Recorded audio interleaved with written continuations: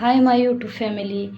तर आज आपण बनवणार आहोत भरलेलं वांग. अगदी रसरशीत असं भरलेलं वांग. चला तर रेसिपी पाहूया. आपण घेतलेला आहे 1 टोमॅटो, 2 कांदे, 5-6 पाकळ्या लसणाच्या, कोथिंबीर, तिखट मिक्स करून घेतलेले आहे सर्व, आणि तिळाचं कूट घेतलेलं आणि ताजी रानातली वांगी आणलेली आहेत. अगदी कवळी छोटी छोटी अशी वांगी आहेत, तुम्ही पाहू शकता. तर आता आपण वांगी कट करून घेणार आहोत. अगदी त्याचे 4 असे काप करणार आहोत. 4 काप करायचे म्हणजे ते जर किडलेलं असेल तेही दिसतं आणि मसाला आतमध्ये पूर्ण मुरतो. तर त्याचे आपण देठ कट करून घेणार आहोत आणि मधनं असे 4 काप करून घेणार आहोत. तुम्ही पाहू शकता या प्रकारे. आणि असं भरलं वांग खायला एकदम भन्नाट लागतं. अगदी लग्नात मिळतं तसं होतं. तुम्ही एकदा रेसिपी ट्राय करू शकता. तर आता आपण कढईमध्ये तेल ओतलेलं आहे आणि ते तेल आता तापल्यावर त्यामध्ये आपण वांगी टाकलेली आहेत. तर आपण या रेसिपीसाठी वांगे तळून घेणार आहोत, म्हणजे ती अशी मऊ होतात व फोडणी दिल्यावर लगेच शिजतात. तुम्ही पाहू शकता. तर मी वांगी इथे तळून घेत आहे.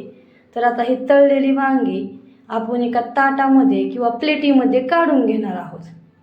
तर ही अजून थोडीशी तळली की मग आपण याला प्लेटीमध्ये काढून घेणार आहोत. तर ही वांगी आता तळत आलेली आहेत. तर आपण याला प्लेटीमध्ये काढून घेऊया. तुम्ही पाहू शकता मी असे लालसर गोल्डन होऊपर्यंत तळलेली आहेत. लय वेळ पण तळलेली नाहीत, अशी गोल्डन मऊ होऊस्तर तळलेली आहेत. तर राहिलेली वांगी याच प्रकारे आपण तळून घेणार आहोत. अगदी मंद आचेवर म्हणा किंवा फुल गॅसवर तळली तरी चालतात. तुम्ही पाहू शकता हे वांगेही आपले आता तळून झालेले आहेत. ते आपण ताटलीमध्ये काढून घेणार आहोत. तर आता आपण गॅस बारीक केलेला आहे. तर आता इथून पुढे आपण पुढची रेसिपी बघूया. तर आता कढई ठेवलेली आहे गॅसवर तापायला आणि या कढईमध्ये आपण थोडंसं तेल ओतणार आहोत. आता आपल्याला भाजीला फोडणी घालायची आहे. तर यामध्ये आपण पळीने तेल ओतलेले आहे आणि थोडेसे अजून तेल आपल्याला लागेल तेवढे. तर आता हे तेल ओतून झालेले आहे. यामध्ये आपण मोहरी टाकलेली आहे व थोडेसे जिरे टाकलेले आहेत, तुम्ही पाहू शकता. आणि आता हे सर्व तडतड तडतड करायला लागले की आपण या कढईमध्ये जो कांदा टोमॅटो घेतला होता त्याची पेस्ट केलेली आहे, ग्रेव्ही करून घेतलेली आहे. ती ग्रेव्ही आपण या कढईमध्ये टाकायची आहे. तर आता ती ग्रेव्ही आपण कढईमध्ये टाकूया आणि ही ग्रेव्ही अगदी लालसर तांबूस कलर येऊस्तर परतून घ्यायची आहे. अगदी या ग्रेव्हीने आपला कलर तेल सोडले पाहिजे अशी ही परतून घ्यायची आहे. तुम्ही पाहू शकता आता ग्रेव्ही तेल सोडायला लागलेले आहे. अजून याला थोडंसं परतायचं आहे.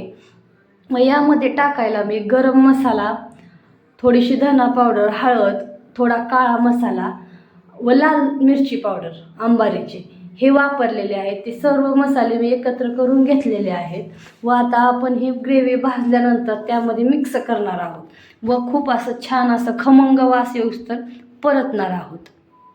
तर यामध्ये थोडीशी मी कोथिंबीर घातलेली आहे आणि राहिलेली कोथिंबीर आपण वरून घालणार आहोत. तर तुम्ही पाहू शकता आता ग्रेव्ही थोडं थोडं तेल सोडायला लागलेली आहे. थोडंसं तेल टाकूया आपण. तर आता ही ग्रेव्ही तेल सोडलेलं आहे. तर आपण यामध्ये मी सांगितलेले सर्व मसाले मिक्स केलेले आहेत ते सर्व घालून ही ग्रेव्ही एकजीव परतणार आहोत. ही ग्रेव्ही एकजीव परतली की याचा खमंग असा वास सुटतो. तर ती खायला वांग्याची भाजी आणखीच टेस्टी लागते. तुम्ही पाहू शकता अशा प्रकारे. तर ग्रेव्हीने पूर्ण तेल सोडलेलं आहे आता. तर आता आपण ही ग्रेव्ही यामध्ये वांगे टाकणार आहोत आणि वांगी चांगली परतून घेणार आहोत यामध्ये. आणि यानंतर आपण या ग्रेव्हीमध्ये पाणी घालणार आहोत. आधी आपण तिळाचं कूट घालणार आहोत. थोडंसं अगदी 2 चमचे टाकलं तरी चालेल.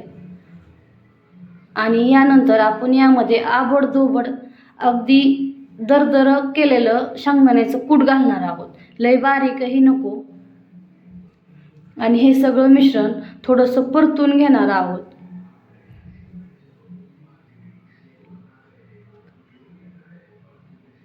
व यानंतर यामध्ये थोडंसं पाणी घालणार आहोत. अगदी आपल्याला सरबरीत अशी भाजी करायची आहे, त्यामुळं एकदम लग्नात भेटते तशी, त्यामुळं पाणी थोडंच घालायचं आहे. आणि वरनं आपण थोडंसं मीठ घातलेलं आहे चवीनुसार. व यामध्ये आपण वरनं थोडीशी कोथिंबीर राहिलेली मगाची ती टाकणार आहोत. आणि आता ह्या भाजीला उकळी फुटलेली आहे. आपण ही भाजी झाकून ठेवणार आहोत अगदी 5 मिनिटं वाफलायला.